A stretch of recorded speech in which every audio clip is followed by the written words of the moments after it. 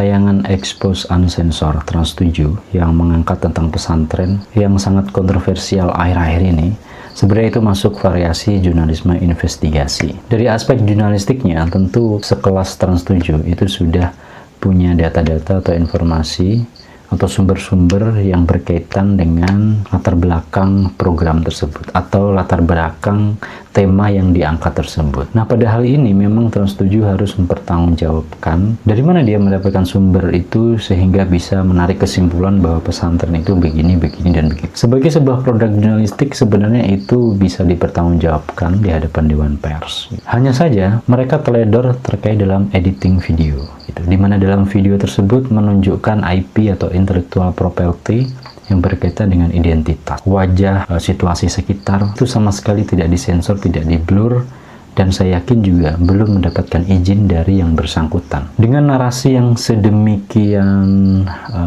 kerasnya, tentu itu sangat beresiko. Dan apakah editor video tersebut benar-benar sangat blank atau minim wawasan terkait dengan tokoh, lembaga yang sedang dia editing? Yang itu pasti sebelum tayang sudah punya pikiran atau punya insting bahwa itu nanti bakal menjadi polemik gitu kan. Nah, dari hal ini kita belajar dari aspek jurnalismenya ya, jurnalistiknya. Sekalipun itu berdasar fakta atau berdasarkan sumber yang bisa dipertanggungjawabkan, tetap saja kita harus melindungi yang namanya identitas atau intelek. Jangankan pada pemberitaan yang itu lebih pada perbedaan nilai. Dalam kasus kriminal kejahatan, tersangka itu pun masih memiliki hak asas praduga tak bersalah. Misalnya ketika ditampilkan di media, wajahnya masih di-blur, menggunakan masker, atau namanya dibuat inisial, padahal tersangka. Apalagi ini kalau dalam konteks sosiologi, sebenarnya apa yang diangkat Trans 7 ini kan bukan kejahatan, melainkan perbedaan nilai. Bagi tim redaksi Trans 7 mungkin itu nilai yang kurang bagus, tapi bagi kelompok muslim tradisi pesantren,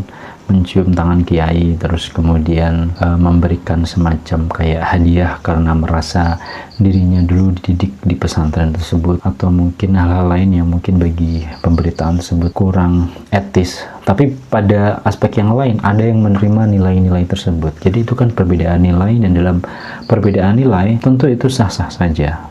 Kalau kita tidak setuju, ya itu berarti kita tidak setuju. Kalau ada yang setuju, bagaimana? Nah, jadi teledornya itu di situ, dan kita perlu belajar dari aspek jurnalistiknya gitu. Dan kenapa media sebesar Trans 7 bisa kecolongan dan kurang teliti pada aspek editing, itu sangat disayangkan.